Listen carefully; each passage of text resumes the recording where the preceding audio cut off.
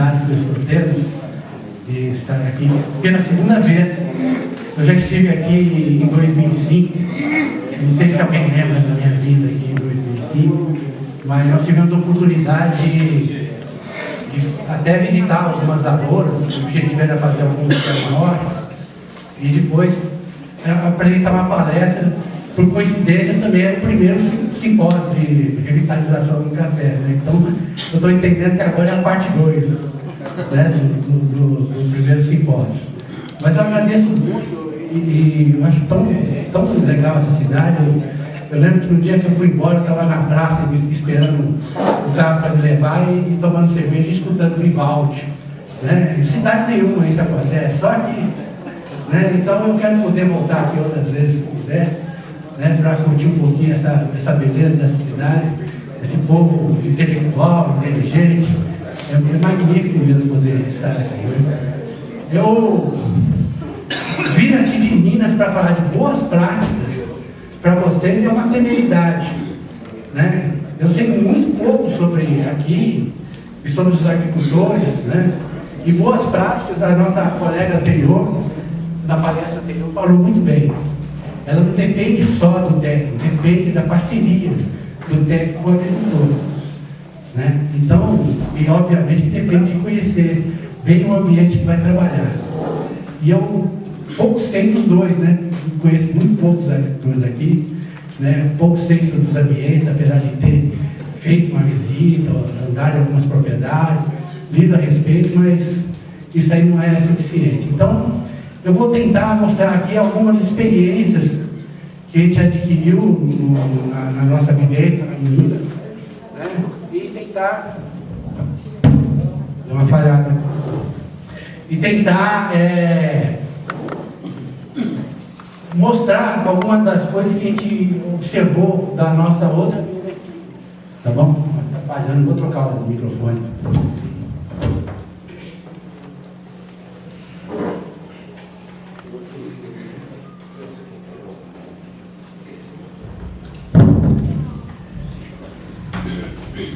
Se eu falar nesse tom de voz, vocês me escutam? O microfone não cabe. Transmissão. Ah, se você precisa do microfone, então eu vou ter que fazer um negócio que eu não sei, né? Falar no microfone. Ainda bem que eu não vim aqui para cantar. Mas então, pode passar para o próximo, por favor? Aqui foi muito bem claro a coisa, desde o início. Falar em cima das florestais é falar em agroecologia. Né? O ambiente aqui é pura agroecologia. Então a gente tem que sempre falar dentro desses princípios da agroecologia. E que eu não preciso aqui ficar explicando quais são, porque parece que isso aqui é chover molhado. Né? Mas eu vou lembrar alguns princípios que eu levo em consideração Isso. E que eu quero, melhor. que eu acho importante. Fala nisso aqui, só enquanto a pilha está solta aí. Vocês estão vendo, né? Tomando uma sua, eu vou ficar mais perto, senão eu vou arrebentar o fio ainda agora. Mas então, falar em boas práticas do ponto de vista agroecológico, né?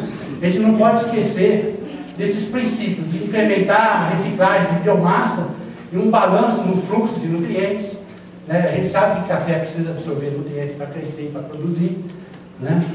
Assegurar condições favoráveis de solo, matéria orgânica e biologia do solo, minimizar as perdas de recursos, garantir ou aumentar a diversificação genética e de espécies a nível de propriedade e também de paisagem, e incrementar as interações biológicas e sinergismos. Então, todos esses aí são princípios da agroecologia. E eu demorei a entender direito sobre a agroecologia, porque a nossa formação como agrônomo, isso na época era pegado. Né? A gente não podia falar em agroecologia na escola, porque a visão sobre nós seria diferente. Né? Mas a agroecologia é o que a nossa colega que veio aqui primeiro, ela deu um princípio muito interessante. Na verdade, é uma ciência. Né? E essa ciência, ela parte de um princípio fundamental, que é a união de saberes. Dos saberes da ciência, com o conhecimento tradicional dos agricultores, que é extremamente tão importante quanto o conhecimento científico. E a partir daí, dessa união de saberes, é que nós vamos desenvolver alguns princípios. E a partir desses princípios é que nós vamos procurar desenvolver alternativas tecnológicas específicas. Através de quê? De pesquisa participativa, onde o agricultor ele participa de todo o processo da pesquisa, inclusive na decisão do que é que tem que ser pesquisado. Né? Então, a gente trabalha dessa forma, quer dizer, tenta pelo menos, né? Eu tomo muita bronca dos agricultores da minha região, faz isso não está bom não, faz de novo. Então, a gente está tentando aprender, mas é dessa forma que a gente procura trabalhar. Né? Já a produção sustentada, já foi até dita aqui várias vezes, né? Que é o grande diferencial entre a agroecologia e a agrotecnologia empresarial, que se procura mais a produtividade. Né? Aqui a gente não procura a maximização de algum insumo, mas na verdade a gente procura a maximização do sistema como um todo, que é bem diferente. Né? E isso na verdade vai acarretar em produção sustentável. A base disso é a nutrição de plantas e a sanidade de plantas. Né? E a gente procura atender essas demandas de três maneiras bastante importantes. Uma delas é na hora de selecionar as espécies que nós vamos plantar. Né? São plantas com maior tolerância a estresses, né? Com maior eficiência nutricional, ou seja, uma cultivar de café resistente à ferrugem. Né? Isso é uma planta tolerante a estresse. Né? Eficiência nutricional, aquela que é capaz de produzir melhor com menos recursos. Né? Então são seleções que a gente precisa fazer, e isso faz através de experimentação. E aonde que a gente faz essa experimentação? Faz no sítio dos produtores, né? Manejado por eles, no sistema deles, porque aí no final os resultados, é lógico que a gente não pode esquecer do critério científico, né? Então como pesquisador, a gente é obrigado a ter aqueles princípios de repetição, casualização, controle local, porque como é que eu vou garantir que os resultados são confiáveis no final? Mas essa parceria é muito interessante, né? É um grande desafio nosso conseguir fazer um processo desse tipo. Né? Então, às vezes, é lógico que a gente não consegue áreas, por exemplo, selecionar cultivar de café. Coloca 30 cultivares de café. Como que é que vai colocar o sítio dele inteiro para fazer um experimento desse? Não, então a gente divide.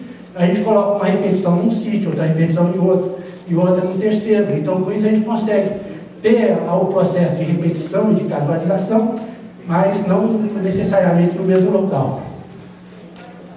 Isso também é muito importante, a gente trabalhar a fertilidade do solo, mas não de forma isolada, ela está sempre em parceria com a biologia do solo. Poxa, a gente sabe a importância dos fungos micorrízicos, que tem, por exemplo, para a mata, para o café. O café é extremamente dependente desse fungo, que aumenta a capacidade de absorção de nutrientes. Né? A gente sabe quais são, ecologicamente, quais são as características do ambiente que favorecem o crescimento desse fungo. Então, por que eu não vou trabalhar nesse sentido? Né? A gente sabe que é importante. E por coincidência, são as mesmas coisas que a planta quer. Matéria orgânica, solo bem estruturado, umidade, nutrientes. É fundamental tanto para o fungo micorrízico quanto para a planta. Né? Outra coisa, se a gente precisa da fixação biológica de nitrogênio, e a gente sabe das exigências das bactérias que vão promover essa fixação. Às vezes eu sou obrigado a dar uma corridinha, colocar nem que seja um pinguinho de calcário no solo para aumentar o pH, para aumentar essa atividade biológica. Agora, não é colocar 10 toneladas por hectare de calcário, é bem diferente. Né? A coisa é bem diferente. E aqui chamar a atenção que a biodiversidade, que é a interligação entre biologia do solo e fertilidade, né? E o ponto central de tudo, né? Pensando na produção sustentável, são as pessoas. Né? Quem é que está ali na propriedade? Quem é que vai trabalhar? Quem é que vai ter que dar conta do recado? E aí? É realmente assim que ele quer? Né? Essas coisas são muito importantes. Né? Então eu não posso esquecer de deixar isso bem claro. Então, partindo desse princípio, é que eu coloquei esse diálogo aqui, ó, já arrebentar o fim, entre um técnico e um agricultor. Né? O técnico, às vezes, se ele ficar olhando só com a visão dele, de propriedade, ele começa a fragmentar tudo, e falar aqui em cima deve fazer isso, aqui no meio aquilo, aqui embaixo aquilo outro. Né? Enquanto que o agricultor, ele enxerga a propriedade como um todo, né? E ele trabalha nela de forma integrada. Então essa visão dele de corpo, de trabalho, é fundamental. É a partir daí que você exerce essa discussão e gera tecnologia, né? A partir desse momento. Quando eu estive aqui em 2005, solicitaram que eu fizesse um diagnóstico de algumas propriedades e que depois apresentasse esse diagnóstico numa palestra, né? Então, eu já naquela época já não queria me atrever a fazer esse diagnóstico, mas eu trouxe um formulário interessante onde os próprios agricultores fizeram esse diagnóstico, né? Esse formulário aqui, por exemplo, foi o que a gente aplicou aqui em 2005 e depois a gente publicou até num congresso de pesquisa cafeira no mesmo ano. Por coincidência foi no mesmo ano. Não lembro se alguém estava aqui. Marcos, você não sabe? Eu tenho quase certeza que eu te conheci aqui naquela ocasião, né? E tinha o Antônio também, que era o presidente da cooperativa na época. Ele não está aqui nesse momento. Não veio, vem amanhã, provavelmente. Ah, então eu lembro de alguns que estavam aqui. E nós somos em 48 pessoas, em 2 sítios, não foi? Aí nós dividimos em grupos. Nós fizemos 8 grupos de 6 pessoas. E cada grupo ficou com um formulário desse. E aí era assim, era ver qualquer alternativa e marcar um xizinho. Por exemplo, matéria orgânica. Se tinha muita matéria orgânica, põe um X aqui embaixo. Tinha pouco por cima, né? Cada quadrinho desse significa o quê? Se está ruim, se está médio ou se está bom, né? Só que tinha um segredo, os grupos não podiam conversar entre si, né? E depois o resultado é a média desses grupos, né? Então a gente primeiro avaliou a qualidade do solo, e depois qualidade de planta, né? E aí eu vou mostrar os resultados aqui. Vou repetir o que eu já tinha mostrado, só que naquela época não deu tempo de fazer isso tudo, e nós fizemos uma cartolina, né? Pode mostrar. Então os resultados são esses aqui, avaliando a qualidade do solo, né?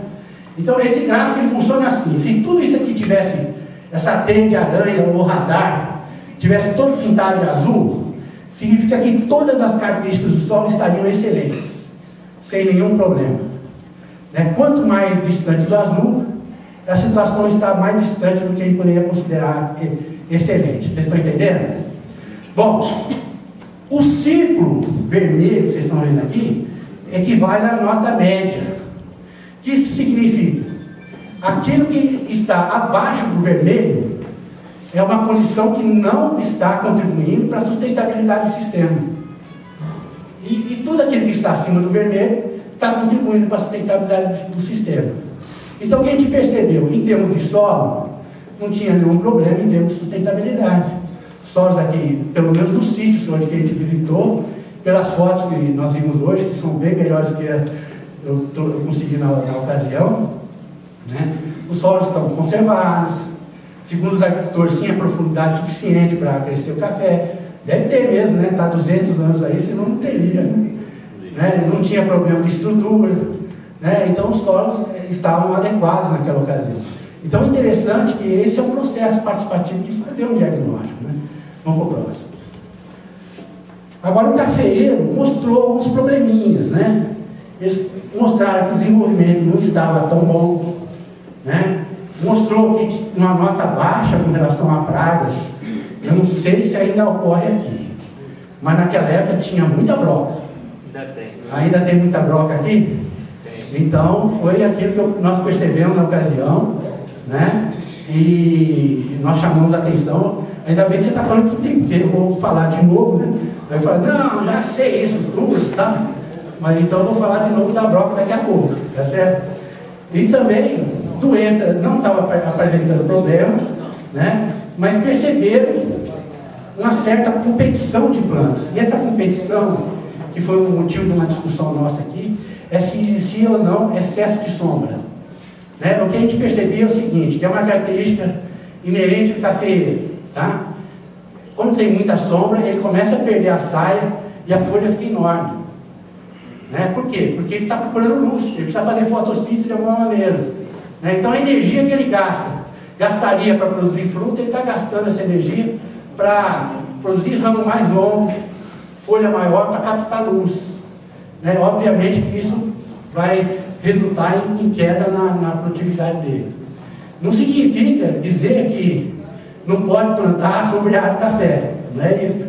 Mas aí, o que é interessante é a gente procurar qual seria o ideal em termos de sombra, né? O importante, como também já foi dito aqui, eu vou frisar isso, não é o café como ponto central da economia das famílias, mas a diversificação. Quantas vezes foi dito isso? Pela palestrante, pelo Marcos, né? A diversificação é fundamental numa propriedade, é um princípio da agroecologia, né? Primeiro, para a sustentabilidade econômica, estabilidade econômica da família ao longo do ano e dos anos, né? Imagina uma propriedade, como acontece muito em Minas, monocultura de café e o preço ruim do café. Aí fica aquele desespero, bota a culpa no apanhador de café, nos mais fracos normalmente, né? E na verdade a diversificação é fundamental, né? E a outra coisa importante, não só do ponto de vista econômico, é do ponto de vista ecológico, né? A partir daí que você vai reduzir a incidência de pragas e doenças também no cafeeiro. E a partir daí também que você vai aumentar a produção de massa que é necessária para adubar o cafeeiro. Então são fatores primordiais em quem pensa em agroecologia e principalmente em quem pensa em sistemas agroflorestais, né? Mas essa avaliação foi feita pelos próprios agricultores e eu fiz questão de trazer aqui. Em termos de rendimento, na verdade era para comparar um rendimento regional. Então as duas propriedades ela está mais ou menos dentro da média do regional, né? Vamos para o próximo. Aí eu me atrevi a chegar a algumas conclusões, e uma delas eu falei assim, ó, o sistema de manejo adotado está historicamente relacionado à baixa remuneração do produto, resultando assim numa relação de baixo investimento para atividade sem retorno satisfatório. Na verdade, a reclamação dos agricultores era essa: olha, eu não estou ganhando dinheiro para produzir café, então também não invisto no cafezal, né? E você for avaliar, se você está sustentando o seu cafezal assim, né? Do ponto de vista econômico, né? Se você não ganha dinheiro, você também não vai gastar, tá certo? Então foi esse é o raciocínio, a lógica que realmente ocorria aqui na ocasião, tá certo? A outra é que pode-se admitir, né, que o sistema conduzido na região é um reflexo do equilíbrio socioambiental, né? Lógico que tem um sistema agroflorestais, mas é muito importante chamar a atenção que tinha um domínio de lavouras oriundas de plantas de mais de 100 anos, né? A maioria são plantas muito antigas, né? Bom, algumas observações importantes. Já foi chamada a atenção da década de 70 que tentaram colocar a pleno sol, aí saíram correndo atrás do IPC para não voltar mais aqui, né? E a outra foi que para você proporcionar aumento de produção e lucro, né, a gente precisa desenvolver tecnologias adaptadas e apropriadas às condições locais. Isso é uma coisa óbvia já também, né? Bom, aí vem a pergunta, então como conduzir um cafezal em estado? Esse aqui sabe a cara dele de alegria, né? Ele sabe muito mais que a gente sobre como produzir o café em sistema agroflorestal, né? Essa é uma lavoura nossa lá no sul de Minas, nós, que eu digo assim, os parceiros nossos, né? Eu vivo com um experimento de café, mas não tenho eu nenhum pé de café. Agora eu comprei uma terrinha, vou plantar uns 10 pés, né? Mas lá na nossa região, eles tiveram várias experiências, eu vou falar mais para frente, onde inicialmente os sistemas agroflorestais eram muito sombreados e eles rareavam esses sistemas agroflorestais. Então hoje eles têm pés de cafés altos, com aqui essa copa que vai até o chão, eles chamam ela de saia. Lá em Minas ela é chamada de saia, né? Então, lá o agricultor quer a saia até embaixo. Não tem mini saia lá não, só, pelo menos no café, né? No café só maxi saia, tá certo? Era isso que eles procuravam lá. É lógico que isso aqui também depende muito de cultivar de café, né? Falando das cultivares antigas aqui, talvez com as novas seja um pouco diferente. Bom, aí eu lembro que quando eu vim aqui era mais ou menos isso. O Sérgio Parreira, vocês conhecem ele, né? Ele me cedeu algumas fotos e eu coloquei aqui. Então eram umas lavouras assim, mais aleatórias, plantio das mudas, tirava a orelha de onça no meio de um pé antigo, com um facão, ia em outro lugar e plantava sem um alinhamento, um espaçamento, né? era dessa forma de produzir. Aqui é um exemplo, né? O Sérgio me explicou. Esse local aqui teve uma clareira e está aqui o resultado de um pé de café a pleno sol, né? Então é bem isso. Mas aqui também a gente vê um trecho de lavoura bastante sombreado, então folha bastante grande mesmo, bem grande mesmo. Aqui já mostra uma lavoura mais sistematizada. A gente vê, com exceção desse pé, que é sempre na ponta, sempre tem uns pés que não fica bom mesmo, mas as saias estão indo até o chão, então já um modelo diferente. E essas outras também sombreadas, a gente vê que já foi plantado de uma forma mais sistematizada, mais alinhada, né? Então já é um avanço em relação àquilo que eu tinha observado. Naquela ocasião que eu estive aqui, eu conheci o Sérgio Patrício, tá aí. Patrício, cadê ele? Olá. Ô Sérgio, você nem vai falar oi pra mim, cara? E ele tinha acabado de plantar uma lavoura, não foi, Sérgio? É essa foto aí. Qual que é? Essa aqui? Essa aí. Tá vendo, cara? Como você fez direito, eu sabia que ia dar certo.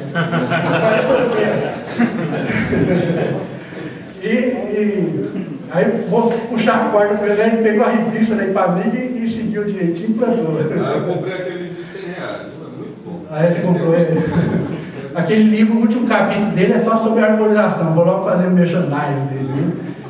E não vou nem falar quem escreveu, não. Né? Mas o fato é que eu lembro que ele não tinha sombreado ainda na época, né? Ele falou, ó, planta milho aí rapidinho para dar uma sombra temporária e segurar o seu café. Né? E a gente está vendo o resultado dele aí. Vamos pro próximo. Então, é lógico que o sonho de todo agricultor era ter um pé de café desse jeito, né? Com, eu já disse, a saia até o chão, né? E aqui a gente está numa realidade um pouco diferente, e eu não sei se a gente pode falar que o objetivo é chegar aqui, porque aqui são lavouras que foram tiradas bastante sombra, embora ainda estejam arborizados, como vocês estão vendo aqui uma bananeira, né? Dependendo do caminhamento do sol, bate um pouco de sol, algumas horas por dia, e eu vou falar sobre isso mais para frente, tá certo? Então você tem horas do dia que bate luz e horas que está em sombra. E talvez seja o truque seja a gente fazer um balanço, né? Quantas horas de luz é bom e quantas horas de sombra são necessárias, né? Então talvez seja esse o caminho. Então eu vou mostrar aqui uma experiência, uma tese de doutorado. O professor Ador Fiorini de Carvalho acabou de defender lá no departamento de solo da UFV. Eu tive a sorte de participar da banca dele, né? Então eu falei, Ador, me empresta os resultados. Mas ele me emprestou com muito grado, muito bom grado, e eu trouxe aqui. Então, essa aqui é a região de Araponga. Em azul, vocês estão vendo, é uma serra chamada Serra do Brigadeiro. Né? Essa Serra do Brigadeiro chega até 2.000 metros de altitude. Aliás, aqui está a altitude, né? Aqui está de 1.200 a 1.800. Eu já estava contando mentira. Né? Mas esse azul é exatamente onde estava. Quando era azul um pouco mais claro, 1.200, o mais escuro, 1.800, né? Então, aí é uma área de preservação permanente, igual aqui, que não poderia mexer na mata, e foi criado um parque estadual da Serra do Brigadeiro. Né? E aí veio a questão, como eu posso manter os agricultores lá, né? E diminuir ao mesmo tempo a pressão sobre a floresta do parque. Então, foi daí que surgiu uma série de sistemas de experiências com sistemas agroflorestais. E eu vou mostrar alguns resultados de pesquisa em cima dessas experiências. Então, o Anor, ele se desculpa eu chamar Anor, porque ele é amigo meu, ele pegou dois sistemas, duas regiões diferentes de Araponga. Então aqui está a SAF 1, está vendo? Sistema Agroflorestal 1. E aqui é um café a pleno sol 1, né? Mas é um café agroecológico também. E aqui ele tem o SAF 2, um café agroecológico 2. Né? Os dois estão em locais diferentes, tanto é que o norte daqui está para lá e aqui para cá. Né? A 1 da tarde, não sei daí de longe de quem está aí atrás, não dá para ver. Mas quem está mais próximo vê ao sentido da sombra das árvores. Né? Porque o que vocês estão vendo aí não são cafés, vocês estão vendo as árvores. Né? Desculpa não ter falado antes. Vamos para o próximo. Bom, esse é um local onde foi feito um dos SAFs, é o SAF 2. Antigamente era desse jeito. Era uma pastagem muito comum lá na zona da mata, a pastagem completamente degradada. É muito comum ver esse café horroroso, Né? Por quê? Porque tentaram impor essa tecnologia que não é adequada para os sistemas familiares. Né? E começa a falar que mato compete com café, e aí está aí, ó, o resultado dessa lavoura. O João dos Santos, que é esse senhor que está aqui, é uma pessoa que nasceu engenheiro. É um dos engenheiros que eu mais admiro na minha vida, embora ele não saiba nem assinar o nome dele. E eu vou mostrar e vocês vão ver a razão disso. Né? Mostra. Esse é o sistema agroflorestal dele agora, depois de formar. Naquela área toda degradada. Tá certo? E ele plantou na época com excesso de sombra, foi um horror, aí ele foi diminuindo. Então vocês veem que o café, algumas horas do dia bate luz, outras horas do dia está assombreado. Né? E lógico que ele está. O que ele plantou lá com o café? Alimento, né? Fruteira, a maioria era fruteira. Agora manteve também uma série de árvores nativas. Né? Vamos para o próximo. Aqui mostra que os agricultores lá são as espécies de árvores nativas e de fruteiras que eles selecionam, né? E aqui os critérios. Né? Então aqui, por exemplo, compatibilidade com café é um dos critérios principais que eles consideram para selecionar uma árvore. A outra, produção de biomassa. Produção de biomassa para quê? Para matéria orgânica, para nutrição, né? Para conservação do solo, convertido, essas coisas todas. Né? Não necessitar, sem necessidade de poda, né? Produção de alimentos, né? Então é muito importante para eles. Madeira tanto para lenha, né? Como para carvão, né? Ou madeira para outras finalidades da propriedade, né? E algumas compatíveis com pastagem, e tinha algumas que queria para atrair insetos, mas era principalmente no caso de abelha, né? Tem alguns lá que são produtores também de mel. Vamos pro próximo. Bom, esses dois SAFs, esses dois sistemas que, aliás, os quatro, né? O sistema a pleno sol 1, a pleno sol 2, o sistema agroflorestal 1 e o sistema agroflorestal 2, o Ador fez o seguinte, ele colocou uma câmera virada para o céu. Só que a imagem que ela capta é uma imagem hemisférica, ela pega 180 graus de imagem. Né? E fez isso várias vezes durante o experimento, né? Fotografando sempre no mesmo horário. Né? Então o que você vê aqui? Onde tinha o sistema pleno sol, só apareciam as árvores das beiradas. Nessa árvore não está, a câmera estava acima da altura dos pés de café. Então a copa dos pés de café não aparece. Aparece só as copas das árvores. Né? Então, onde era pleno sol, árvores na beirada, ou então algumas árvores no meio da lavoura, mas era ainda considerado a pleno sol. E nos SAFs? Então tinha esse SAF 1, bastante sombreado, como vocês podem observar, né? E o SAF 2 é uma coisa intermediária, não estava tão sombreado quanto estava no SAF 1. Para o próximo. Uma das coisas que ele começou a comparar foi o que acontecia com relação à água. Né? Então, aqui, mede quanto que chovia, 1.187 milímetros. Ele percebeu que no café a pleno sol, desses 1.187, chegava ao solo 1.074. Por quê? Porque uma parte dessa água ela é interceptada na própria copa do cafeeiro e depois volta para o céu na forma de vapor. Né? No sistema agroflorestal, né, de 1.187 caía para 945, ou seja, a interceptação da água pela copa das árvores era muito maior.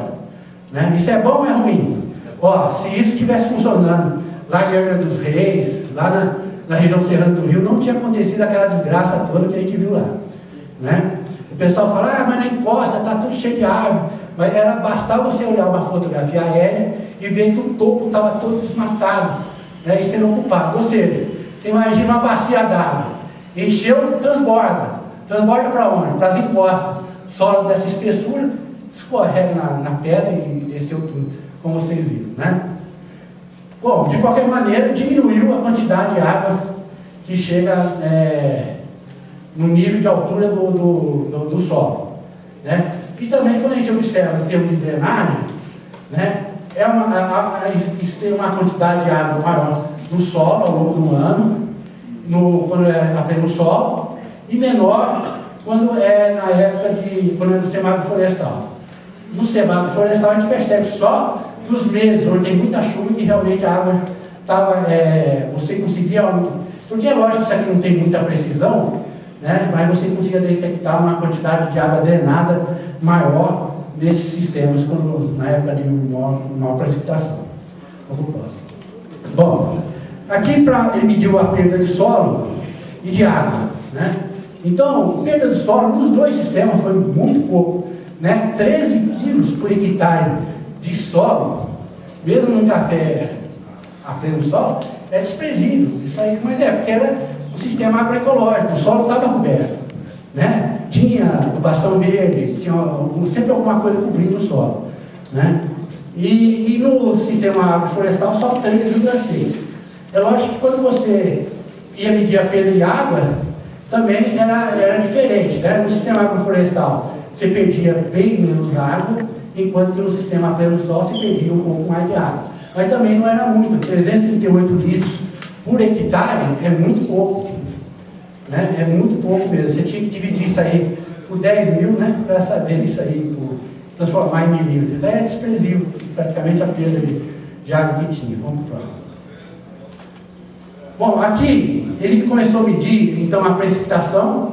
Eu acho que só para vocês terem uma noção, eu vou sempre colocar a foto do mais sombreado em cima e do menos sombreado e comparar um com o outro. Então, o que a gente percebia é que onde estava mais sombreado, né, a precipitação que chegava de baixo, ou no nível da altura do pé de café, era menor do que onde estava, era menor do que onde estava menos sombreado. Vamos para o próximo. Isso acarretava o quê? Na época da seca, né, esse vermelho aqui é o sistema agroflorestal e o azul é o a pleno sol. Então, na época da seca, você ia ter um conteúdo de água menor, né? Você observa aqui, desse lado, que é a partir de... Nossa, está tão pequeno que não dá para ver, mas é a época da seca. E desse lado aqui, já que é a época de chuva, né? Então, a gente percebe que as diferenças são mais marcantes na época da seca. Tá? Isso é importante chamar a atenção. Vamos para o próximo. Bom, em termos de temperatura, onde eu tinha aqui em cima essas duas curvas de temperatura máxima, né? Então o que acontecia? No sistema mais sombreado, a diferença de temperatura máxima do não sombreado para o sombreado é maior do que nesse sistema que é menos sombreado, né? Então tinha uma pequena diferença de temperatura, né? E essa é uma a região de lá não é a mesma daqui, né? A temperatura aqui afeta mais do que lá. Então isso é uma das coisas que a gente mostra que é um efeito do sistema agroflorestal. Vamos para o próximo. Mas radiação sim. Aí começava a mostrar que no sistema muito sombreado, a quantidade de luz que chega no pé de café, são essas coluninhas mais baixinhas aqui, é muito menor do que o sistema menos sombreado, né? Aí que a porca começa a torcer o rabo, né? Então aí que começa a aumentar o tamanho da folha, o comprimento do ramo, né? E acarretar uma diminuição na produção do cafeiro, perde a saia, né? Porque o cafeiro também, conforme vai crescendo, os ramos de cima vai sombreando os ramos de baixo, né? Então já tem um alto sombreamento, e aí você ainda tem um sombreamento do saco, ou seja, aquelas folhas de baixo passam a não ter mais função, e aí elas caem, perdem os ramos por causa disso, né? Vamos para o próximo. Mas aí, com relação a isso, e aí eu trouxe um exemplo. Existe uma forma que você, na verdade, é uma sugestão minha, né? E que você pode calcular em função da altura da árvore, da distância entre a árvore e a outra árvore, ou entre uma árvore e um pé de café, quantas horas que você vai ter de sombra ao longo do ano, né? Por dia, né? E quantas horas você vai ter de insolação. Aí depende, a primeira coisa que você tem que fazer é dessa tabela aqui, né? Essa tabela, ela diz que no Equador, você tem 12,1 horas de insolação o ano inteiro. Ou seja, por todos os dias, você tem 12,1 horas. Conforme você vai se afastando do Equador, o que vai acontecendo? Na época do verão, aumenta o número de horas de insolação durante o dia, tá certo? E na hora, em relação às 12, então chega a 12,2, 3, 4, conforme você vai aumentando a latitude, né, aumenta o número de horas de insolação na época do verão, tá certo? E conforme você vai aumentando a latitude, obviamente que diminui o número de horas de insolação na época do inverno. Vocês estão entendendo isso? Né? Então, para cada região é isso, né? E aí eu fiz um exercíciozinho com relação aqui. A hora de insolação aqui, a Guaramiranga, tá certo essa latitude aqui? Tá, eu peguei no site, mas se estiver errado. Eu peguei a latitude de Guaramiranga, né? E percebi que, na verdade, eu coloquei o N, que é a insolação média, de 12,1, igual no Equador. Mas, na verdade, não é bem isso que acontece. É que aqui fica 12,3 e aqui fica 11,9. Né? Aí, para não trabalhar mês a mês, que eu não poderia mostrar uma tabela para cada mês para vocês, eu peguei a média do ano. E a média do ano deu 12,1, a mesma coisa. Vamos para o próximo. E o que isso significa? Significa o seguinte: você tem uma árvore de uma determinada altura e uma planta, no caso aqui uma mudinha de café, a uma determinada distância dessa árvore. E o sol, em determinado momento, né, até ele começar a bater, chegar a luz nessa planta, esse ângulo aqui é um ângulo de sombreamento. Vocês estão entendendo? E o resto que está para fora aqui é o ângulo de insolação. Quando o sol estiver acima dessa declividade, ele vai começar a fazer a insolação. Né? Então, a fórmula que você vai saber de horas de sombra por dia é o total de insolação que você tem na sua latitude, menos, né, esse ângulo A sobre 15. Por que divide 15? Né? Se você divide por 15, porque você está transformando uma circunferência que é 360 graus em horas, que é 24 horas. Tá certo? Então você divide 360 por 24 vai dar 15. Então a gente consegue descobrir, né, quanto que é esse ângulo. A gente transforma esse ângulo em quê? Em horas de sombra. Quando eu faço isso. Né? Insolação é N. N mais menos A sobre 15, que na verdade que dá horas de sombra. Vocês estão entendendo? Vamos para o próximo. A gente pode fazer isso também quando tem duas árvores. Né? Aí é lógico que você, dependendo da distância, vai ter momentos que você vai ter muito mais sombra. Por quê? Porque você vai ter a sombra desse lado e tem a sombra desse lado. Então eu sou obrigado a subtrair da insolação total dois períodos de sombreamento. Então, quanto mais perto for as árvores, maior vai dar, e mais altas, né, maior vai dar esse sombreamento, tá? Vamos para o próximo. Então eu fiz uma tabela aqui, aí eu quero, você atrás, está enxergando alguma coisa?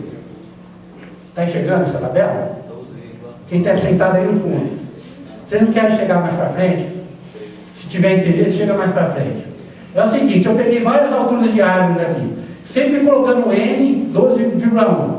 Aí peguei árvore de 10 metros, de 8 metros, de 6 metros, de 4 metros, né? E as distâncias, 2, 4, 6, 8, 10, 15, até 20 metros de distância. E a gente percebeu o seguinte, por exemplo, uma árvore de 10 metros, uma distância só de 2 metros dela, né? Eu vou ter 10,5 horas de sombra e 1,6 horas de luz só durante o dia. Vocês estão entendendo? Se eu aumentar esse espaçamento de 2 para 4, já diminui de 10 para 9 horas de sombra. Se eu aumentar esse espaçamento para 20 metros, já cai para 3,5 metros só, 3 horas e meia só de sombra. E 8,6 horas de... Né? Então, quanto mais distante da árvore, ou mais baixo for a árvore, maior é a área que você vai ter de insolação. Tá certo? Então, esse aqui, aí eu peguei um exemplo para vocês verem que está aqui em vermelho. Né? Uma árvore de 8 metros de altura, a uma distância de 8 metros, você vai ter 6 horas de sombra e 6 horas de luz. Tá certo? Vamos para o próximo. Esse é o ideal? Não, eu não vou dizer qual que é o ideal. O ideal vocês vão ter que descobrir. Aí está o desafio dos pesquisadores com os produtores daqui. Né? Eu só estou lançando a hipótese, vocês vão ter que confirmar ela agora. Vamos para o próximo. Aí eu também posso fazer isso quando eu tenho árvore de diferente tamanho, ou então quando eu tenho uma árvore e um pé de café. Tá certo? Então aqui eu peguei um exemplo. Uma árvore de 6 metros, né? Um pé de café de 2 metros. Obviamente que o pé de café faz menos sombra que a árvore, mas continua sendo do mesmo jeito. Você pega a insolação total, subtrai a sombra da árvore e a sombra do café. Aí você vai ter quantas horas de luz, quantas horas de sombra você vai ter por dia. Vamos para o próximo. Então aí, mais outra tabela. Esse aí já, o rapaz copiou o arquivo. Então vocês vão ficar com essa tabela aí. E nesse livro, aquele mais grosso, o último capítulo é só sobre sombreamento. E tem essas formas, como calcular tudo direitinho ali, né? Agora que eu vendo esse livro todinho. O problema é que eu só trouxe 3, né? Só tem um. Mas se vocês quiserem, que manda pelo correio. Mas então eu peguei aqui, ó, um cafeiro de 2 metros de altura, uma árvore de 6 metros de altura, o cafeiro distante da árvore de 4 metros. Né? O que aconteceu? Nessa condição, 6 horas de luz e 6 horas de sombra. Tá certo? Agora, qual que é o ideal? Poxa, depende muito da região aqui, porque não é só isso que influencia. Né? Tem a temperatura, tem o balanço hídrico do solo, tem tanta coisa que influencia que tem que ser testado aqui para saber. O café que está entre 2 montanhas, né? A posição está mais a norte, mais a oeste. Aí é o seguinte, o café lá na nossa região, que é muito plantada pelo sol, né? e que produz bem, e o pessoal fala em plantar sombreado, não. Aí eu faço a seguinte sugestão para eles. Depende muito da fácil disposição ao sol que está a montanha. Né? Então, se você tem uma face virada para o sul, significa que você, a maior parte do ano, que o sol ele caminha de leste para oeste, inclinado para o norte, não é isso que acontece? Né? Então, a face sul é chamada, lá em Minas Gerais, de face noruega. Por que é noruega? Porque é uma face fria. Tá certo? E a face virada para o norte é chamada de soalheira, né? Que é uma face quente. Se eu tiver que escolher para arborizar, qual que eu vou arborizar? A norte, não é isso? Então é isso que eu proponho, né? Aí se você está numa face leste, bate sol de manhã e sombreia à tarde. Se você está numa face oeste, é o contrário, né? O sol à tarde, o solo onde o sol bate à tarde, ele é um pouco mais duro e mais ressecado que aquele que bate de manhã também. Então esses são critérios para você escolher, não só se vai arborizar, mas também o nível de arborização que você vai escolher. Tá certo? Pois não, sério. Só uma observação com relação à questão do sombreamento. Eu observei lá no experimento que a gente fez, que as áreas que você tem mais insolação, em anos de bom inverno, né, boa chuva, ele produz melhor. Porque mais agora, quando acontece ano de pouca chuva, que foi o caso de 2009, exatamente. Essa área é um desastre. Ela chega ao ponto de morrer pé de café. Exatamente. Entendeu?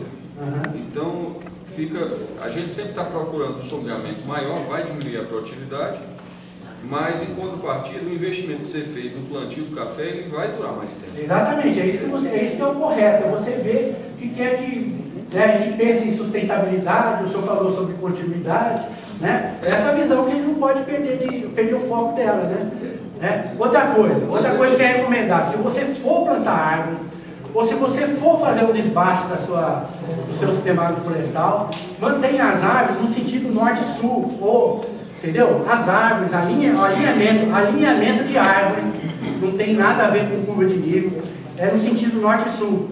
Por quê? Porque você vai, de manhã o sol nasce no leste, vai sombrear do lado oeste, e da tarde ele está se pondo no oeste e vai sombrear do lado leste. Tá certo? Então é uma forma de você explorar melhor a sua sombra também. Né? Bom, você já passou para o próximo, né? Então isso aí é uma tese que foi feita lá na Universidade Federal de Santa Catarina, mas é um pesquisador da Bahia, né?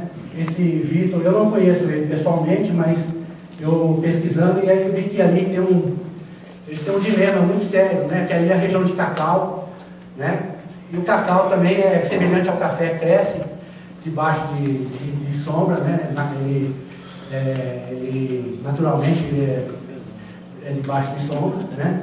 Só que lá, temperaturas elevadas, umidade elevada, debaixo da sombra, quando é muita sombra, está favorecendo uma doença que é a vassoura de bruxa, né? Que está ameaçando erradicar os cacauais, né? Não sei se é essa a expressão correta, né? Lá da região. Né? Então, isso aqui é um estudo de caso. Né? Porque tinha gente querendo derrubar a mata toda para resolver esse problema. Mas existem propostas alternativas. Né? E aí eu quero mostrar para vocês são essas propostas alternativas. Vamos lá, próximo.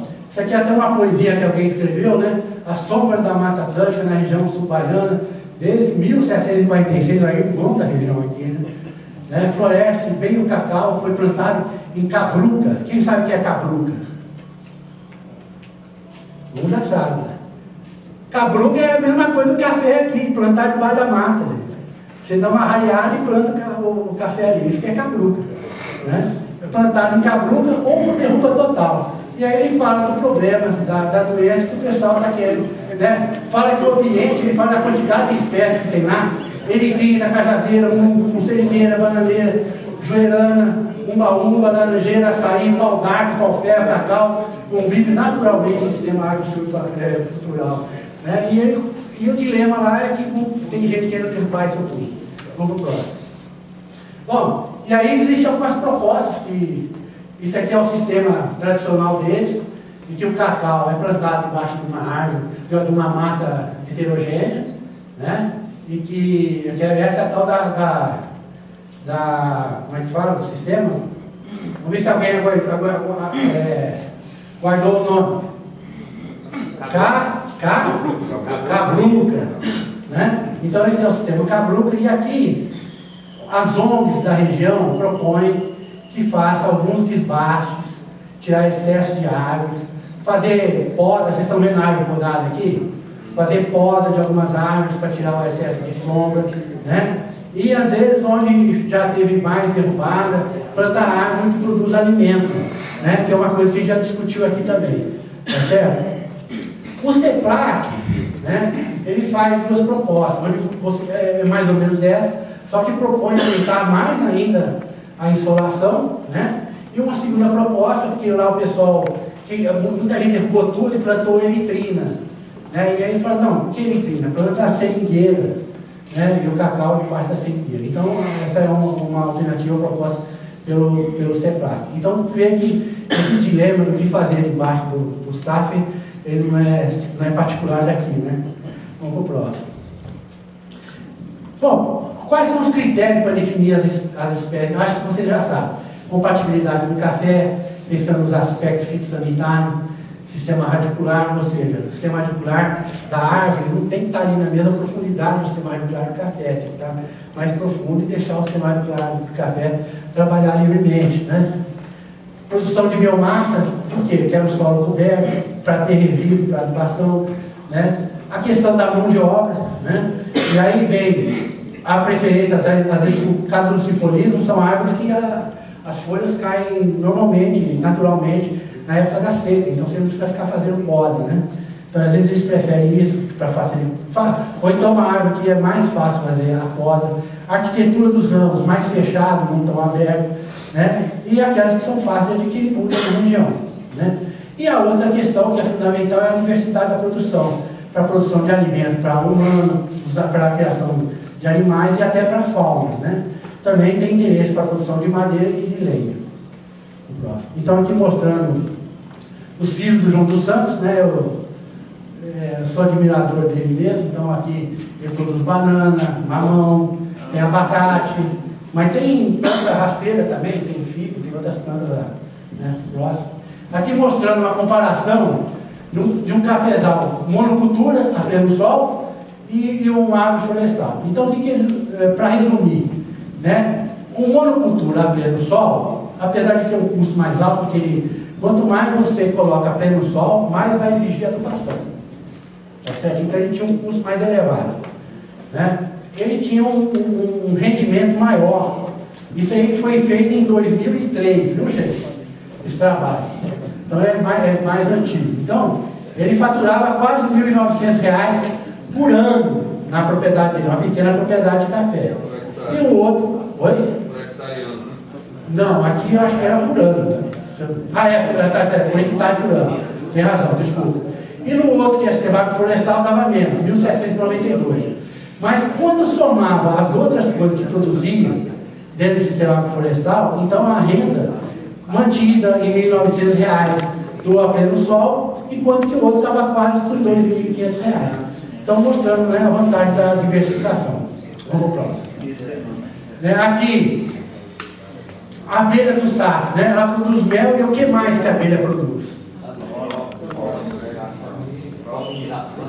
Polinização, exatamente. Então, garante inclusive produção de uma série de outros. Né? Para o café arábica não influencia tanto, mas para outras fruteiras são muito importantes. Né? Então, aqui, para o próximo.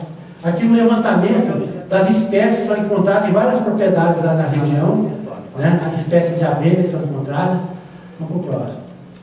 E aqui já é um trabalho que a gente começou aí em Goiás. Eu não vou falar muito dele não, porque eu não quero chorar. Sabe? Você se empolga com o trabalho, de repente vê os cortes de gasto aí e a gente fica sem dinheiro para trabalhar e o pessoal lá ficou na mão. É muito chato uma coisa dessa. Né? Mas você imagina uma região com um solo muito pobre. Você lembra dessa circunferência de sustentabilidade? Então, qual nutriente aqui estava garantindo alguma sustentabilidade desse solo? Né? Goiás é cerrado, o negócio é bravo mesmo. Né? Então, um solo muito pobre mesmo e muita coisa para ser feita para construir essa fertilidade do solo e produzir café. E você sabe o que é interessante? Nesses locais aqui, São João da Aliança, Alto Paraíso, não sei se alguém aqui conhece Alto Paraíso, né? É uma região que você conhece lá, né? Então, se você for na roça, você vai ver que nos quintais das roças, tem sistemas agroflorestais de quintais com café, que a bebida é show de bola. Né? E daí a Embrapa Café foi procurada, né? Vamos desenvolver tecnologia para que o pessoal produzir orgânico e tal, né? E aí nos procurou e a gente começou a frequentar lá, foi muito legal. No começo, né? Inclusive tem alguns que são de quilombolas lá, né? Não sei se você conheceu. A zona rural é completamente diferente da cidade, né? Na cidade parece que acabou o estoque e foi um monte de gente para lá e estão lá até hoje, né? Agora na zona rural é completamente diferente. Sabe? E aí a gente trabalhando com eles, infelizmente, mas eu vou mostrar algumas coisas, vamos para o próximo. Um dos problemas que acontece contra a nutrição, quando o solo está muito fraco, é isso aqui, ó. Isso aqui nem parece cafezal, né? Parece um mandiocal. Né? Parece mais mandioca que café. Mas por quê? O cara fez até uma adubação muito boa no plantio, botou um monte de torta de mamona, e não sei mais o que, fosfato de rocha e tal. E ficou lindo. O pegamento foi lindo, é uma região que chove muito, né? Região de Pouso Alto, lá de Minas. Só que aí ele falou, então agora não precisa mais adubar não. Aí deixou. Aí isso aqui no segundo ano pós-plantio estava desse jeito já. Né? Deu uma super carga, né? E cerca de ponteiro no cafezal todinho. Vamos para o próximo. A nossa experiência, a maior parte são pelo sol, mas não é porque é orgânico que ele tem que ser desse jeito. A gente é capaz de produzir orgânico e produzir bem. O problema, o desafio é fazer como. Como que eu posso fazer produzir bem e o agricultor dar conta de bancar as coisas que têm que ser feitas. Né? E aí que vem o desafio dos trabalhos participativos. Entre eles, seleção de cultivares. Né? Aí vamos puxar a corda mais uma vez para o meu lado. A minha esposa é da área de genética, melhoramento, e ela faz seleção de cultivares de café nesses sistemas, né? E trabalha em parceria. Né? E a outra coisa é a questão da adubação. Né? Então a gente resgata os cafés da região, né? Leva de Minas, que produz bem, de São Paulo, Paraná, não importa de onde que é, né? E planta todos juntos, e aí é uma forma de ir comparando, né? E aí vai aos poucos selecionando aquelas que são melhores. Agora, um trabalho desse é de longuíssimo prazo. E aí que eu lamento que aconteceu lá em Goiás, né? A gente plantou o experimento, 2 anos depois ficou sem dinheiro, e um experimento desse tem que colher 4 anos seguidos. Olha, eu tenho que correr aqui agora, vamos lá. Bom, não importa se a adubação orgânica é química, café exige nutriente, é a mesma coisa. Vamos para o próximo. Não importa também se é sistema agroflorestal, se é arborizado ou se você tem feijão no meio da rua. Ele exige nutriente, é a mesma coisa. E o café exige, o feijão também exige. Né? Vamos para o próximo. Aí eu vou mostrar um experimento rapidinho. Pode ir para o próximo. Então, a gente reúne com os agricultores Eu queria saber o que é que vocês têm aí na propriedade de vocês que a gente pode usar para testar para adubação do café. Vamos lá, vamos para o próximo. Então eles selecionaram. Eles conseguiriam fácil lá a cama de frango, fazer composto orgânico, comprar um composto na região, usar as plantas espontâneas, tinha esterco de gado, uma leguminosa, no caso aqui lá do lado, mamoneira picada, eu fiquei sabendo que o pessoal que gosta de plantar mamona, né? É muito bom. Palha de café, folhas dos sistemas agroflorestais, torta de mamona e bananeira picada, que também tem muita bananeira, né? Vamos para o próximo. Então, o pessoal, eles mesmos, o objetivo aqui não era fazer recomendação nem selecionar a dose, era explorar esses materiais e saber qual que é a particularidade de cada um. Esse é passo 1. O passo 2, nós estamos começando agora, então não vou dar resultado para vocês, que nós vamos iniciar agora, que é o seja, uma vez conhecendo o passo 1, como que nós vamos combinar isso, e a partir dessa combinação, pensando em equilibrar o fornecimento de nutrientes no nível de exigência do cafeeiro, e ao longo do período de exigência do cafeeiro, como que eu vou fazer isso para garantir a produção? Vamos para o próximo. Então, a gente naquela época, a gente avaliou a qualidade do solo, é o que está em azul, depois do experimento a gente avaliou novamente, em vermelho. Então você vê que a média, né, em várias características do solo, melhorou depois de um ano. Vamos para o próximo. Né, todos acima de 5, com exceção dessa matéria orgânica leve, que é a matéria orgânica que boia, né, e lá no sistema que a gente desenvolveu não presta. Né, a gente precisa arrumar uma metodologia para fazer isso no campo melhor. Vamos para o próximo. Aqui mostra a composição de cada um, né? Então chama a atenção, bananeira picada, riquíssimo em potássio. Mas se você for pegar, nitrogênio também mas principalmente a folha. Aqui mostra a bananeira inteira. Se tivesse só a folha de bananeira, você ia ver o dobro da quantidade de nitrogênio. É rico em potássio, rico em cálcio e magnésio. Eu vou pegar só os materiais naturais da propriedade. Composto caseiro, riquíssimo em potássio também, em cálcio e magnésio. Plantas espontâneas, mesma coisa. Né? Agora, o labilado, leguminosa, rico em nitrogênio. Está vendo? Mais rico ainda em cálcio e magnésio. Mamoneira picada, riquíssima em nitrogênio também. Né? E o sistema agroflorestais também riquíssimo em nitrogênio. Porque lá também tem engato, né? Como tem aqui. Então, aí que está a grande tirada, é você conseguir associar esses materiais, que é o nosso próximo passo. Vamos lá. Aqui eu também medi a velocidade que esses materiais decompõem e a velocidade que eles liberam nutrientes para o sistema.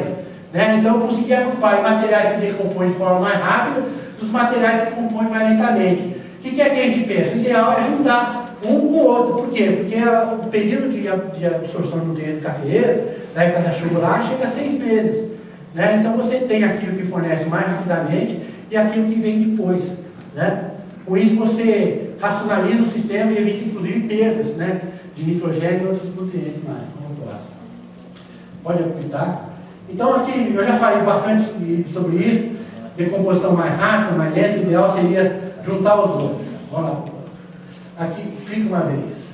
Aqui como é que estavam os solos em 2006, clica de novo. E aí cada um dos locais, dos materiais, como ficou o solo depois, clica uma vez. Aí só um melhorou efetivamente no solo fósforo, vai no fósforo. E aqui bananeira, um ano depois, foi de 101 para 209 de de potássio no solo, onde tinha bananeira picada. Né? Isso aqui, você pode olhar qualquer manual, está mais do que bom, não precisa mais colocar outra fonte de potássio no sistema não. Né? E a cama de frango a mesma coisa. Cálcio, todos eles melhorou o nível de cálcio no solo.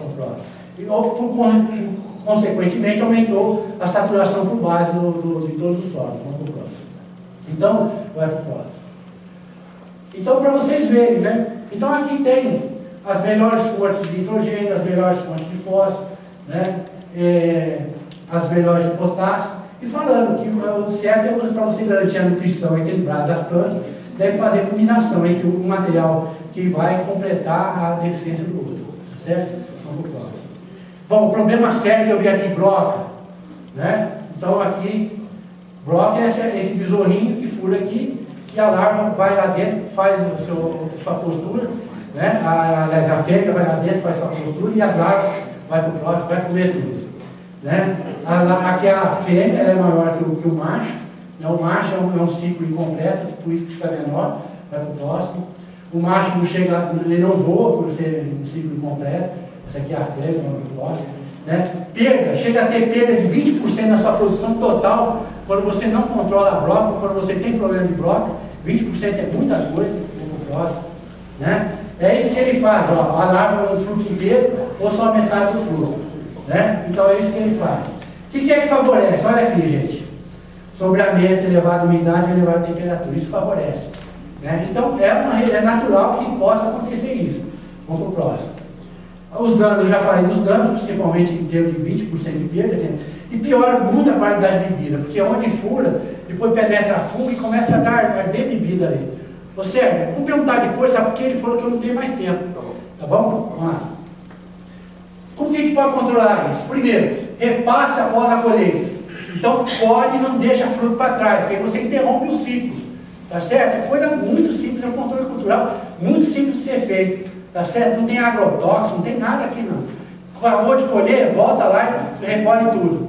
A gente vai o grão no chão também, com rastelo para não deixar nada, né? Agora tem as armadilhas, né? Que você junta álcool, etanol com metanol, com um pouco de óleo de café, né? Isso aqui é uma armadilha muito simples.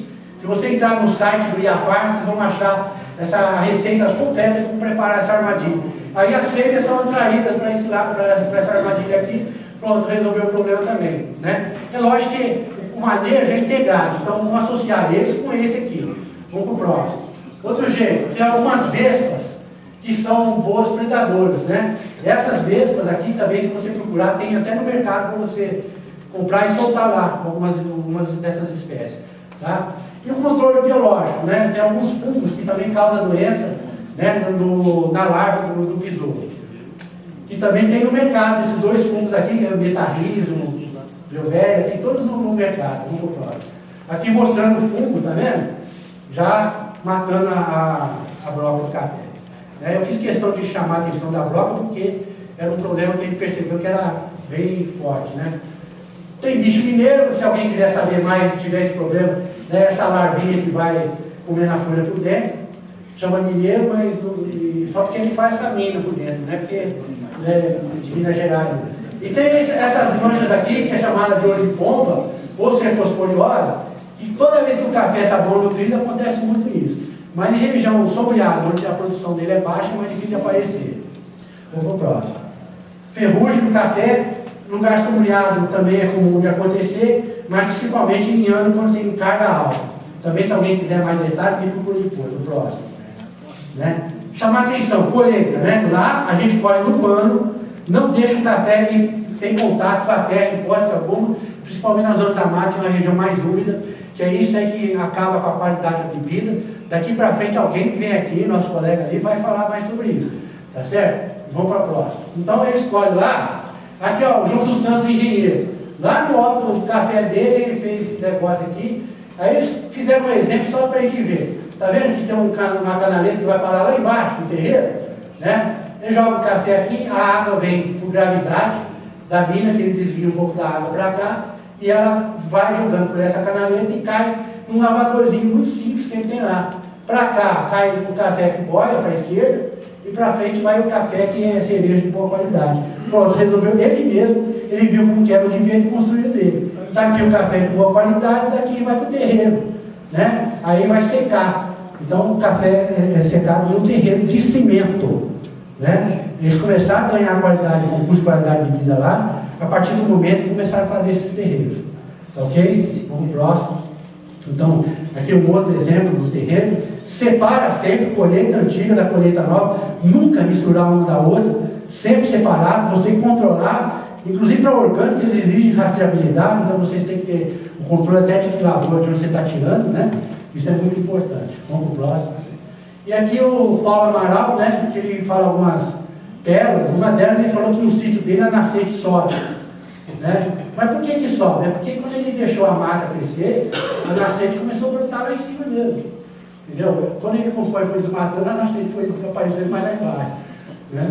E ele fala que a agroecologia é um aprendizado infinito, né? Que eu acho muito interessante, né?